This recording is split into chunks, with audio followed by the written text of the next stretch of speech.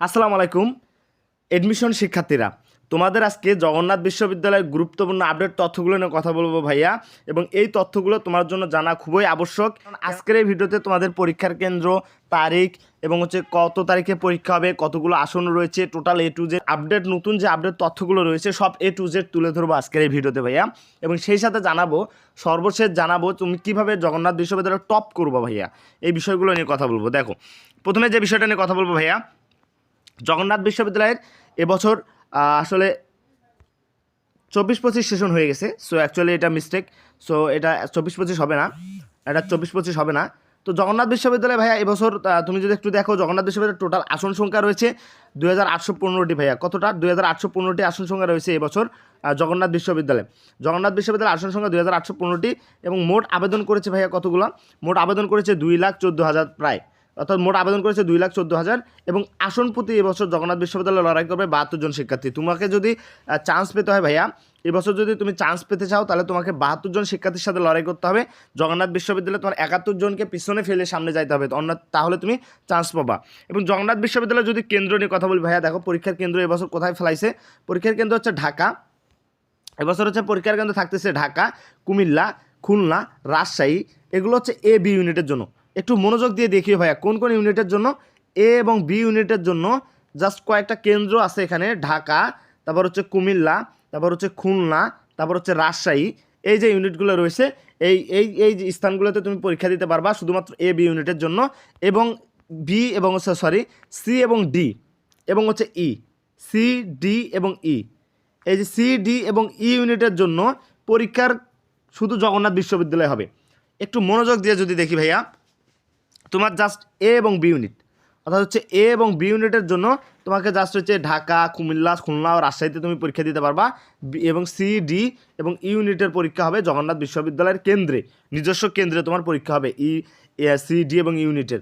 আমি যদি ইউনিট ভিত্তিক আবেদনের সংখ্যা নিয়ে কথা বলি ভাইয়া, ইউনিট ভিত্তিক আবেদনের সংখ্যা নিয়ে যদি কথা বলি, এখন পর্যন্ত তোমাদের জগন্নাথ বিশ্ববিদ্যালয়ে কোন ইউনিটে কতজন শিক্ষার্থী আবেদন করেছে এই বিষয়টা নিয়ে যদি কথা বলি, এ ইউনিটে আবেদন করেছে 72,463, বি ইউনিটে আবেদন করেছে 79,796 এবং হচ্ছে সি ইউনিটে আবেদন করেছে 20,684 জন এবং ডি ইউনিটে আবেদন করেছে 25,820 জন এবং ই ইউনিটে আবেদন করেছে 1251 জন। তুমি একটু মনোযোগ দিয়ে দেখো ভাইয়া, কতগুলো করে শিক্ষার্থী আবেদন করেছে? প্রায় 72,000। একটু দেখো, প্রায় 72,000, তারপর হচ্ছে 89,000, 20,000, 25,000 এবং 1251 জন। এই এই এতগুলো শিক্ষার্থী তোমাদের জগন্নাথ বিশ্ববিদ্যালয়ে আবেদন করেছে। এরপর যদি নিজে একটু যাই যে প্রবেশপত্রটা কখন ডাউনলোড করবো আমরা, অর্থাৎ প্রবেশপত্র ডাউনলোডের সময়সীমা নিয়ে যদি কথা বলি, তুমি দেখো এ ইউনিট যেটা 10 ডিসেম্বর থেকে 21 ডিসেম্বর পর্যন্ত 2025 পর্যন্ত তুমি এ ইউনিট ডাউনলোড করতে পারবো ভাইয়া। এ ইউনিটের হচ্ছে 10 ডিসেম্বর থেকে 21 ডিসেম্বর পর্যন্ত, বি ইউনিট হচ্ছে 15 ডিসেম্বর থেকে 19 ডিসেম্বর 2025 পর্যন্ত প্রবেশপত্র ডাউনলোডের সময়। এবং সি ইউনিট 10 ডিসেম্বর থেকে 22 ডিসেম্বর 2025 পর্যন্ত এবং ডি ইউনিট হচ্ছে 15 ডিসেম্বর থেকে 8 জানুয়ারি 2026 পর্যন্ত তুমি প্রবেশপত্র ডাউনলোড দিতে পারবা। এবং ই ইউনিট 7 ডিসেম্বর থেকে, অর্থাৎ হচ্ছে ই ইউনিট 7 ডিসেম্বর থেকে 11 ডিসেম্বর 2025 পর্যন্ত প্রবেশপত্র ডাউনলোড দিতে পারবা ভাইয়া। এরপর দেখো যে পরীক্ষার সময়সূচি নিয়ে যদি কথা বলি, ভর্তি পরীক্ষার সময়সূচি নিয়ে যদি কথা বলি ভাইয়া, ভর্তি পরীক্ষার সময়সূচি নিয়ে কথা বললে আমি দেখো এ ইউনিট নিয়ে যদি কথা বলি, এ ইউনিট হচ্ছে তোমার 26 ডিসেম্বর 2025 পরীক্ষা এবং সকাল 11টা থেকে 12টার মধ্যে পরীক্ষা হবে, 11টা থেকে সকাল 12টা পর্যন্ত পরীক্ষা হবে। তারপর যদি বলি আমরা বি ইউনিটের হচ্ছে ভর্তি পরীক্ষা 30 জানুয়ারি 2026 সকাল 11টা থেকে 12টা। এরপর যদি আমরা কথা বলি যে সি ইউনিটের হচ্ছে পরীক্ষা হচ্ছে 27 ডিসেম্বর 2025 এবং হচ্ছে যদি আমরা ডি ইউনিট নিয়ে কথা বলি, ডি ইউনিট হচ্ছে 9 জানুয়ারি 2026 এবং ই ইউনিট ভাইয়া, ই ইউনিটের ভর্তি পরীক্ষা অনুষ্ঠিত হবে 13 ডিসেম্বর 2025।